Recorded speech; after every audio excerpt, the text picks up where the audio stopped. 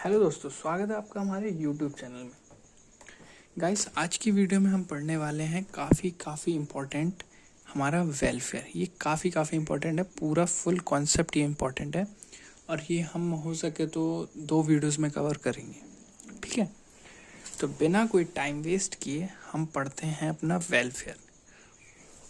तो चलिए शुरू करते हैं। तो वेलफेयर का हम सबसे पहले पढ़ेंगे। वेलफेयर आता है हमारा चैप्टर 5 हमें बताता है वेलफेयर मेजर, ठीक है ना। क्या बताता है, कभी कभी एमसीक्यूज में पूछ लेता है वेलफेयर कौन सा चैप्टर बताता है। चैप्टर 5 हमें वेलफेयर बताता है, ठीक है ना। Chapter 5 provide the welfare measure to be taking in a factory for the workman employed in factory. Chapter 5 हमें वेलफेयर मेजर बताता है जो हमें फैक्ट्री में लेने हैं। जो किसके लिए लेने हैं? जो हमारी फैक्ट्री में वर्कमैन काम कर रहे हैं उनके लिए लेने हैं हमें वेलफेयर मेजर, ठीक है ना। तो ये क्या बताता है? चैप्टर 5 हमें बताता है जो फैक्ट्री में बंदे काम कर रहे हैं उनके लिए हमें क्या वेलफेयर मेजर लेने हैं, वो चैप्टर 5 हमें बताता है, ठीक है। अब क्या है वो हम आगे पढ़ते हैं। The following are the welfare measure prescribed the act to provide by the factory to their work। भैया एक्ट हमें बताता है, जो हमें नीचे और दिए गए हैं, एक्ट हमें बताता है वेलफेयर मेजर को जो फैक्ट्री को लेने हैं। किसके लिए? अपने वर्कर्स के लिए, ठीक है ना। किसके लिए लेने हैं? अपने वर्कर्स के लिए लेने हैं, ठीक है ना। तो नीचे दे रखे हैं, जैसे पहला हमें दे रखा है वॉशिंग फैसिलिटीज़। ये हम डिटेल में पढ़ेंगे, मैं भी सिर्फ रीड कर दे रहा हूँ, अभी हम डिटेल में पढ़ेंगे, ठीक है ना। पहला क्या है? Washing facilities. दूसरा क्या है? Facility for storing and drawing clothing.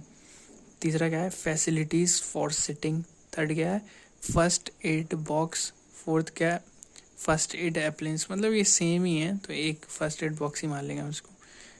अगला क्या है? कैंटीन्स। और अगला क्या है? अगला है shelter, rest room and lunch room. और अगला क्या है? क्रेचेस। इसके बारे में भी आपको बताऊंगा इसका मतलब क्या होता है, इसे हम डिटेल में पढ़ेंगे। मतलब ये सारे पॉइंट लिखे हुए हैं, आगे हम चल के इसमें डिटेल में पढ़ेंगे, मतलब, ठीक है। और अगला क्या है? अपॉइंटमेंट ऑफ वेलफेयर ऑफिसर, मतलब वेलफेयर ऑफिसर के बारे में पढ़ेंगे, ठीक है। तो पहला हमारा क्या है? पहला हमारा है वॉशिंग फैसिलिटीज़, ठीक है ना। पहला हमारा वॉशिंग फैसिलिटीज़ है। तो मैंने आपको शुरू से ही बताया कि भैया हमें इस लॉ में अपन को सेक्शन याद रखने की बहुत ज़रूरत है। समझ में आ रहा है ना? लॉ में सेक्शन याद रखने की भाई बहुत ज़्यादा ज़रूरत है। तो इनके जो ये देखिए, मैंने आपको इम्पोर्टेंट बताया वेलफेयर, तो वेलफेयर इंपॉर्टेंट है तो इसके सेक्शन प्लीज़ याद करें। अगर आप सेक्शन लिखेंगे ना तो एग्जामिनर पे एक अलग ही असर पड़ता है, और आपके मार्क्स तो बढ़ने ही बढ़ने हैं। सेक्शन लिखना बहुत ज़रूरी है एक तरीके से, ठीक है ना। आप सेक्शन याद करने की कोशिश कीजिए, नहीं हो रहे हैं लेकिन गलत लिख के मत आइए, ठीक है ना। अगर गलत लिख देंगे तो आपके मार्क्स में फ़र्क पड़ सकता है, ठीक है ना। तो पहला हम पढ़ते हैं वॉशिंग फैसिलिटीज़। वॉशिंग फैसिलिटीज़ आता है हमारा सेक्शन 42 के अंदर। सेक्शन 42 के अंदर आता है वॉशिंग फैसिलिटीज़। तो इसमें पहला पॉइंट क्या है? In every factory adequate suitable facilities for washing shall be provided and maintained for the use of work। तो इसमें क्या कह रहा है कि भैया जो हमारे किसी भी फैक्ट्री में एक सुइटेबल फैसिलिटीज़ होनी चाहिए भाई साहब। काहे की? वॉशिंग, मतलब जैसे वॉशिंग फैसिलिटीज़ एक तरीके से ऐसे मान लो, मैं एग्जांपल से समझाता हूँ। जैसे हमारा फैक्ट्री में वर्कमैन है, जब वो फैक्ट्री आता है तो वो कपड़े चेंज करके काम करता है। मतलब मशीनरी पे काम करेगा तो वो कपड़े उसके चेंज होंगे, मतलब फैक्ट्री के जो ड्रेस होगी उसमें काम करता है। तो भाई अब एक ड्रेस ही थोड़ी पहने रहेगा। मतलब मान लीजिए हमने उसे 2 ड्रेसें दे रखी हैं, तो भाई एक ड्रेस पहनता है, एक ड्रेस फिर गंदी हो जाती है तो उसको धो के डाल देता है। तो मतलब एक वॉशिंग फैसिलिटीज़ होनी चाहिए फैक्ट्री में, ठीक है ना। और जिसको washing facility maintain for the use of worker, और वो मेंटेन होनी चाहिए यूज़ ऑफ वर्कर के लिए। मतलब जो आप जैसे हमारे उसकी 2 ड्रेसेस हैं तो भाई वो एक धो के डाल दे और एक पहने रहे, और फिर वो एक गंदी हो जाए, फिर एक वो धो के डाल दे, फिर एक पहने रहे। मतलब एक जगह होनी चाहिए जो कि मेंटेन होनी चाहिए, जिससे वर्कर को कोई दिक्कत ना हो, वो आराम से कपड़े धो ले अपने, और मतलब काफ़ी सहूलियत हो जाएगी एक तरीके से उसको, ठीक है ना। अब वो घर जाएगा, वहाँ से धो के लाएगा, कभी ड्रेस गंदी ड्रेस में काम कर रहा है, मतलब इससे हमें भी नुकसान है। मतलब कोई देखेगा कि इनके वर्कर देखो कैसे मतलब काम कर रहे हैं बिल्कुल गंदी ड्रेस में बिल्कुल। तो एक तरीके से साफ तरीके से काम करेंगे ना तो अपने अपने वो क्या कहते हैं कुछ तो बढ़ेगा ठीक है ना। तो अगला पॉइंट क्या कहता है, अगला पॉइंट कहता है separate and adequately screened facility shell be provided for the use of male और फीमेल वर्कर। अरे वाह भाई साहब, इतनी सब फैसिलिटी दे रहा है, वैसे देता कोई नहीं है। तो अगला पॉइंट क्या कहता है कि एक स्क्रीन फैसिलिटी भी अवेलेबल होनी चाहिए मेल और फीमेल वर्कर के लिए। स्क्रीन फैसिलिटीज़ मतलब एक भाई साहब मिरर होना चाहिए VIP, और क्या भाई मिरर होना चाहिए, साथ ही में आए हैं। ठीक है, मजाक की बात छोड़ो, लेकिन भाई जो एक्ट में लिखा है वो मैं आपको पढ़ा रहा हूँ कि एक सेपरेट स्क्रीन फैसिलिटीज़ होनी चाहिए फैक्ट्रीज़ में मेल और फीमेल वर्कर के लिए। ठीक है ना। दूसरा पॉइंट वॉशिंग फैसिलिटीज़ का ये कहता है। और जो हमारा लास्ट थर्ड पॉइंट क्या कहता है, थर्ड पॉइंट कहता है the washing facilities shall be kept clean. भैया जहाँ भी वॉशिंग फैसिलिटीज़ प्रोवाइड हो रही हैं वो एक साफ़ होने चाहिए, केप्ट क्लीन, क्लीन रखना है, मतलब उसको भी हमें मेंटेन करके रखना है। मतलब फैक्ट्री का ऑक्यूपायर और जो भी हो उसको मेंटेन करके रखना है। The washing facilities shall be kept clean. Okay, समझ आया। अगला पॉइंट पढ़ते हैं वो। जो अगला पॉइंट है अपना, अगला पॉइंट है facilities for storing and drawing cloth. तो जैसे कि मैंने आपको बताया कि भैया सेक्शन 42 में हमारा वॉशिंग फैसिलिटीज़ था, अब सेक्शन 43 में हमारा facilities of storing and drawing cloth है। तो ये हमें क्या बताता है, ये हमें बताता है provide that the state government may in respect of any worker or classes of factories make rule requiring the provision of suitable places for keeping clothing not warm during the working hours and for the drying of wet clothing।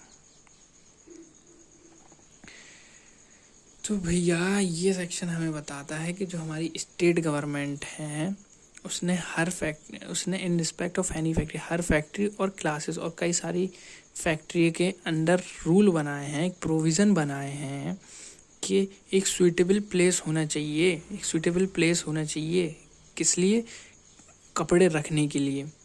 ठीक है ना।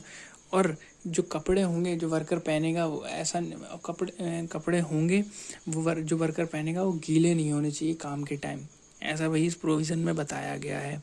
ये provision किसने बनाए हैं, state government ने बनाए हैं। किसके लिए, फैक्ट्रीज़ के लिए और क्लासेस ऑफ फैक्ट्रीज़ के लिए। और कई सारी क्लासेस आती है, मतलब कई अलग अलग फैक्ट्रियों के लिए भी, और जो मैन्युफैक्चरिंग प्रोसेस जिनके अंडर आता है, जो फैक्ट्रीज़ हैं फैक्ट्री की डेफिनेशन में आती हैं, उन फैक्ट्री के लिए भी क्या होना चाहिए कि एक सूटेबल प्लेस होना चाहिए कपड़े रखने के लिए, और नॉट वार्म, गीले कपड़े नहीं होने चाहिए, not warm during the working hour for the drying of wet clothing. कपड़े सुखाने का भी एक एरिया होना चाहिए, मतलब एक जगह होनी चाहिए जहाँ धूप आती हो अच्छी तरीके से, वहाँ सब होना चाहिए फैसिलिटीज़। ठीक है, तो चलिए अगला पॉइंट पढ़ते हैं। तो अगला पॉइंट क्या है, अगला पॉइंट है अपना फैसिलिटी ऑफ सिटिंग। भैया बैठने की व्यवस्था होनी चाहिए, और क्या भाई काम करेगा थक जाएगा, आपको बैठने की रजाई गद्दे सब मिलेंगे। अरे यार ऐसी कैसी फैसिलिटी है यार फैक्ट्री एक्ट की, लेकिन क्या करें, पढ़ना पड़ेगा भाई, उनके प्रोविज़न है। तो ये हमारा आता है सेक्शन 44, मतलब अभी देखो लाइन से चलना है 43, 44, ये आप सेक्शन याद करने हैं आपको ईजी होगा। ठीक है ना। तो ये हमें क्या बताता है, facility of section 44 provide that the suitable arrangement for sitting shall be provided and maintain for the all worker oblige to the work in a standing position. अच्छा, ये समझ में आ गया। ये क्या कह रहा है भैया हमें, ये हमसे कह रहा है कि सेक्शन 44 बताता है कि एक सुटेबल अरेंजमेंट होना चाहिए बैठने के लिए provide and maintain for all worker obliged to work in a standing position. जो भैया वर्कर हैं जो मशीनरी पे खड़े खड़े काम करते हैं, तो भैया अब जैसे 1 घंटा हो गया खड़े खड़े, तो उनके लिए भी सिटिंग मतलब चेयर दे दी, स्टूल दे दिया, कुछ भी दे दिया, एक व्यवस्था होनी चाहिए बैठने की। यार वो कब तक खड़ा रहेगा, उसे 8-9 घंटे काम करना है, वो कब तक खड़ा रहेगा। ठीक है ना। तो एक व्यवस्था होनी चाहिए बैठने की। तो फॉर ऑल वर्कर ऑब्लाइग्ड जो स्टैंडिंग पोजीशन में काम कर रहा है उनके लिए बैठने की व्यवस्था होनी चाहिए। अब ऐसा नहीं जो बैठे ही हैं तो अब उन्हें हम लेटने की व्यवस्था होनी चाहिए, ऐसा कुछ नहीं भाई। जो जितने चादर है उतनी पैर फैलाओ, समझ में आ रहा है ना। ठीक है, अब अगला पॉइंट पढ़ते हैं। अगला हमारा है first aid appliances. First aid appliances, ये देखिए ये मोस्ट इंपॉर्टेंट है, ये मैंने भी टिक करके रखा है, इंपॉर्टेंट है इसलिए कर रखा है, ठीक है। तो ये हमारा आता है सेक्शन 45, ये देखिए लाइन से चल रहे हैं 42, 43, 44, 45, अभी हमारा 45 आ गया। तो हमें क्या बताता है 45, section 45 provide that the first aid appliances shall be provide and maintain as given value. ये जो सेक्शन बताता है कि जो हमारे फर्स्ट एड अप्लायंस है वो मेंटेन प्रोवाइड कैसे होंगे और मेंटेन कैसे होंगे, गिवन वैल्यू नीचे बताया गया है।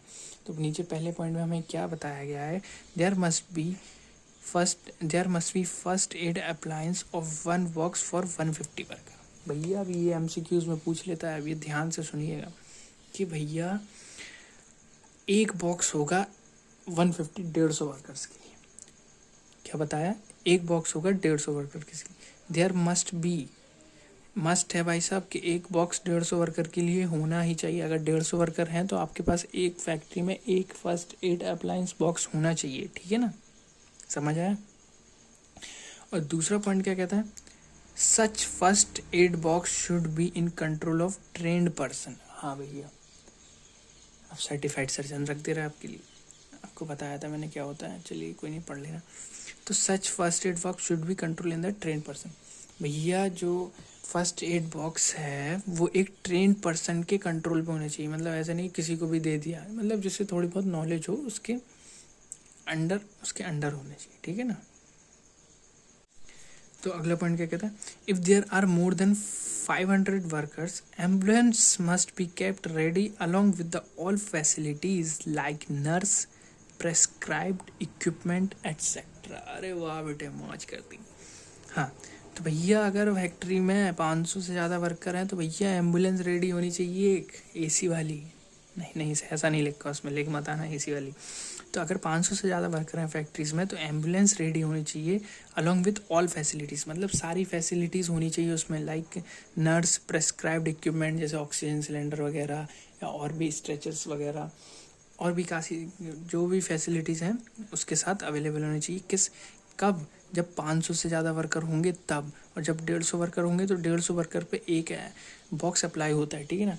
ये आप याद कर लेना क्योंकि ये MCQs में पूछ लेता है, ठीक है। चलिए अब अगला अपन पॉइंट पढ़ते हैं अपना।